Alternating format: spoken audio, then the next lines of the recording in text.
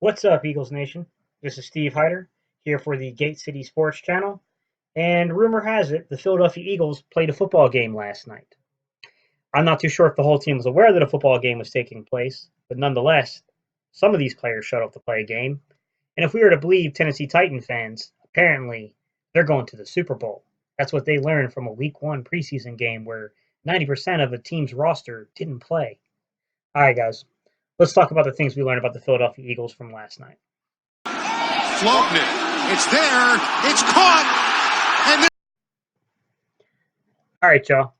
The first thing I learned up from last night's game was Nate Sudfeld's injury was very unfortunate for him. Nate Sudfeld was having a heck of a game. He looked like a legitimate backup quarterback. He looked like a guy who could come in for a series, a quarter, maybe a game or two if needed, and do quite well for the Philadelphia Eagles. He looked competent. He looked very confident back there, and the guy's got a big arm. He can throw. His injury sucks. It's bad timing, but he's the backup. No point in losing your mind about losing a backup for 6 to 8 weeks. It sucks not to have depth back there, but I, I don't see the need to panic. I don't understand why people are going to say, and look, nothing against Colin Kaepernick. I think he's a good guy, but I don't think there's a need to sign Kaepernick right now. I don't think there's a need to sign Osweiler right now, Bradford, Josh Johnson, any of those guys right now. I think you wait and see if Cody Kessler actually takes this seriously now, because to me, I don't think Cody Kessler is taking this competition seriously, because I think he was a fairly smart guy, and I think he knew that Nate Sudfeld had this job, and pretty much no matter how well he played, it was going to be pretty difficult for him to remain on the Eagles roster. I say let's see what Cody Kessler does with more reps in another week in preseason. See if he can't win the job. Reach out to someone like Cap, reach out to someone like Oswald, reach out to someone like Bradford and say, hey, look, there is interest. We may want to, we're going to want to work you out, basically, and we're going to keep the lines open just in case. That's my thoughts there. Hey, it sucks that we lost Nate Sudfeld last night. Okay, the second thing I learned from last night's game, Josh Hawkins, what the actual hell were you doing out there? I mean, I get it, man. You had 0% chance of making the Eagles roster before yesterday's game. You have negative 100% chance of making the roster now. Dude, they spotted something about you clearly, and they kept coming for you. I wish you luck, man. I hope you get this figured out, because, dude, you're not just auditioning for the Philadelphia Eagles. You're auditioning for the other 31 teams in the NFL. And, dude, that was not a pretty night for you. Like, you got beat bad. You got beat a lot bad. You made other players who were basically trying to get back and cover for you because you got burnt look bad. Not a good look, man. On the bright side, the one series, maybe they played two, but I think they only played really one series. But Avonte Maddox and Sidney Jones, they looked good. From what I could see, Avonte Maddox was, man, that kid he's got coverage skills. He's got mad coverage skills. Sidney Jones, they didn't even bother to throw at him. And you know what? When you're a defensive back, that's a good thing. That's respect. That means either your coverage was so good, the quarterback just said, okay, there's not a window of opportunity there. Or number two, man, I don't know, maybe rumors gotten around the league and people are noticing Sidney Jones, and they were like, okay, well, we're going to try to attack Avonte Maddox over Jones. I don't know what the plan was exactly, but I do know this. Sidney Jones, hey, mad respect for them not even trying to throw your way. Avonte Maddox, way to show up, man. That's what I learned from last night. All right, guys. The number 3 thing I learned from last night's game, everything is not copacetic with the linebacking core we have right now. We have 3 linebackers out last night. Warlow was out. Of course, Grugier Hill's out for the year. And Nigel Bradham's still out. We got depth issues, big time, at linebacker. Nate Gary, or Nathan Gary, whatever, Gary.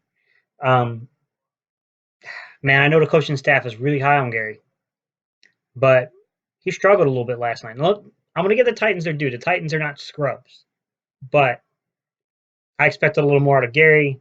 Chalk it up to week one of the preseason. Maybe, sometimes you just got to work the rust out. So hopefully we get a little more development out of Gary because the guy's going to play a serious role this year. Um, on the positive side, though, as unfortunate as it was not to have Warlow in there playing, still coming back from his injury, man, LJ Fort looked good. Like LJ Fort showed up. LJ Fort looks fast. He moves sideline to sideline quickly. He's very good against the run. Man, I'll tell you what, I walked away from this thinking, even though things are not copacetic at the linebacker position, maybe we found something in LJ Fort. And I did learn that from last night's game. The fourth thing I learned from last night's game, the coaching staff is clearly not happy. They're not happy with the defensive end position, the depth we have there yet. Despite a lot of talk from people like myself, from NFL analysts, from the coaching staff itself. Actions matter more than words, and your first action after your first preseason game was to go out and trade for Eli Harold, which I'm going to get into in a minute because I do have some familiarity with Eli Harold. Um, yeah, let's just say it. We are struggling to replace Chris Long. We are struggling to replace, you know, what we had in terms of the defensive line depth from 2017 and 2018. We're still struggling to replace Bennett. And I know that just looking at the defensive ends and saying that is not the full perspective of the picture. I get it. Chill. I understand that. With that said, just from the defensive end perspective, clearly the coaching staff, our personnel department, still feels like we've got some work to do there. I don't know what to make of this yet, guys. I mean, we signed Kasim Adebali, right? And I'm pretty sure if I remember correctly, that was after the injury. Okay, then we brought Kasim Adebali in because we were a man down. But we drafted Sharif Miller this year. We've been projecting that Josh Sweat, which I don't think I'm not as down on Josh Sweat as some others are. I listened to Philly 500. I listened to Lord Brunson. I've listened to a bunch of people kind of talk, and there seems to be a general consensus that people are a little down on Josh Sweat. I don't think his performance is quite as bad as people are thinking. I think once people get a chance to see the film, then they're going to be like, oh, okay, his performance wasn't quite as bad as we were, making it out to be. With that said, coaching staff is still looking. They went out and they traded to go get Eli Harold. Not a bad move. Not a bad move at all, guys. Eli Harold, for y'all who don't know, he's a young defensive end. He's, I don't know, 24 to 26ish. He's somewhere in that range. All right. I think he's 24, 25, somewhere in that area. He played at UVA. I'm an ACC guy, although I grew up in Newcastle, Delaware, guys. I live in North Carolina. I've lived in North Carolina for a long time. I was a student at NC State and UNCG. So I've got some exposure when it comes to the ACC. Eli Harold was a very good ball player for UVA. And look, man, he's got a really, really quick first step. This guy, he fits the mold of an edge rusher. Now, I'll tell you this. He's underweight for defensive end. He probably runs at 240, just under 250 range. Okay.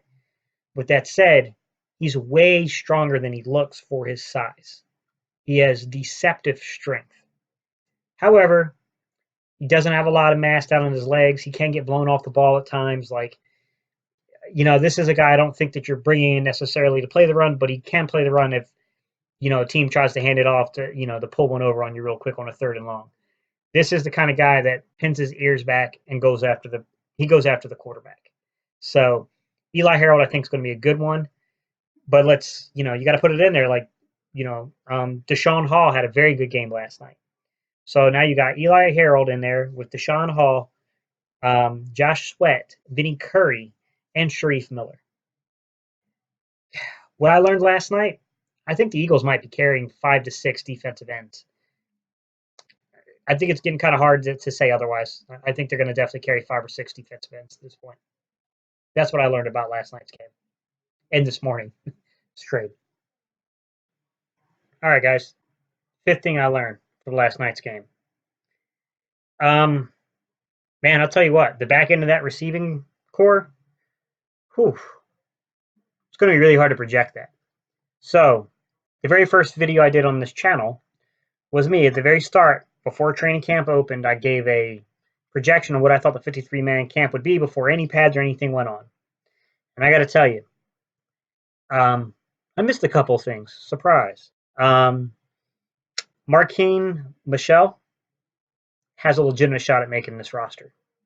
That's what I learned from last night's game. It's definitely one of the 5 things I've learned. Marquine Michel, he's got to be in consideration, man. I mean, I had projected Mac Hollins. I still think Mac Hollins has a leg up on Marquine Michel, but dude, if this keeps going forward, if Marquine Michel keeps producing, because he's already been producing in training camp, he already produced in OTAs, and now he's producing in the preseason. Matt Collins better get his ASS on the field. And it's unfortunate if he can't, and it's health related, because at a certain point, man, as talented as a player may be, and as much upside as that player might have, it's all projection until you can get on the field and start making progress towards that projection. And right now, he's been gone. He's been gone a lot. And there's a kid emerging. He's emerging big time. And boy, did he ever take advantage of, number one, Charles Johnson did not have a good game last night. He did not look good. And Charles Johnson's already on the wrong side of 30, I think, for our receiving corps. And you know what? Dropping passes and looking the way you look, the way he looked last night, does not help your situation, especially when you have young talent behind you. Matt Collins sat out. Shelton Gibson sat out. DeAndre Tompkins, the Penn State product, I believe. Tompkins, who I had said I thought had an outside, puncher's chance, fighter's chance at making the roster, because you kind of looked outside of your normal special teams roles and things like that, which Tompkins can play special teams. I'm not saying that, but I thought that he was one of the only really deep threats outside of Deshaun Jackson for deep speed. I mean, when I say deep speed options they had. Lo and behold, guess who's emerging? Marquine Michel is also emerging as a deep threat, that deep speed threat, with Deshaun Jackson, Marquine Michel, and basically DeAndre Tompkins. I got to tell you, man, if I'm the Eagles, I like Tompkins. I like him a lot, but I almost feel like Tompkins is a guy you can probably get by and get him onto the practice team.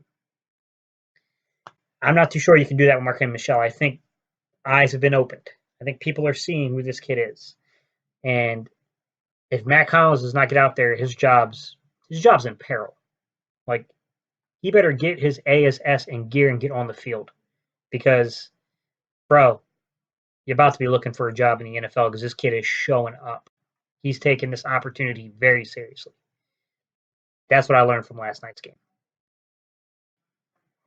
Okay, I'll give you a bonus. So I covered 5 things that I learned from last night's game. My bonus is, because of the structure and the style of play last night, we learned very little about the deep depth at running back. I think we know a little bit in terms of like the 4 backs. I feel pretty confident saying that Jordan Howard, Miles Sanders, Darren Sproles, and Corey Clement seem to have their place on the team. But when you get past them, I thought that there was a lot of opportunity last night to really maybe put a little doubt about the Corey Clement thing. He hasn't been healthy. He's been on the field. I mean, people know he's talented, but the way that Marquine Michel took advantage of his opportunities, I didn't feel the rest of the running back room did that. I think you could possibly make a case that Wendell Smallwood showed a little bit, and with Wendell Smallwood being able to play special teams, being able to be an adequate, pass blocker, being able to catch the ball out of the backfield a little bit, he can run between the tackles a little bit. Maybe Wendell Smallwood is still in this discussion with Corey Clement. But man, Austin Scott didn't play. And I was really high on Boston Scott and still in. I really think the kid could play. I was really kind of not really disappointed. That's not the right way of saying it, but I was shocked they brought back Darren Sproles, given his age and previous injury, history. And I get why, because I mean, there's just only one Darren Sproles. But with that said, like, you kind of took away opportunities in other places. Um, Outside of that, I mean, it wasn't good from the running backs last night. It just wasn't. I mean, man, Donald Pumphrey did not. He hasn't looked good. Donald Pumphrey is like, I don't know, man. I guess he's not gonna make it in the NFL. And I'm trying to be polite about things the way I express things because these football players are people and they have feelings. And some guy who is nowhere near as talented as them criticizing them could come off the wrong way. But I'm just trying to be open and honest because I am a fan and I have eyes. I can see. Donald Pumphrey is not ready for the NFL. With that said, Josh Adams really missed an opportunity. Fumbled the ball. Didn't really look good running the ball. Like, dude, come on, man. Like, I think that you have an argument to be on this team if you can just keep producing, keep inching forward. You're the closest thing in that running back room to a Jordan Howard in the long term, like the long tail end of things. So projecting past this year, you would have been still could be a really good developmental piece. But he's going to have to produce more, and he's been producing because it hasn't showed, man. He did not show where he did not play very well at all last night. Week 1 in the preseason, maybe he had to shake the rust off. Maybe he's going to really light it up the next 2 or 3 weeks. Man, someone in that running back room, make something happen. Make the storyline more interesting. I mean, Corey Clement's not even on the field. He hasn't really been on the field. He's barely getting back on the 7-on-7s. And I feel pretty safe saying that he's probably the fourth running back at this point. That's kind of an extra bonus thing of what I learned from last night's game. All right, guys. Well, that was my takeaways from week 1 of the preseason for the Philadelphia Eagles. You know what? I love talking with y'all. I love interacting with you guys. Even you guys that aren't Philadelphia Eagles fans, you know what? It's still kind of amusing when some of y'all are just trying to troll.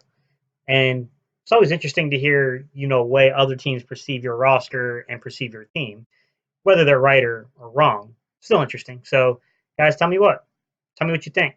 What did you learn? What did you find out about the Eagles?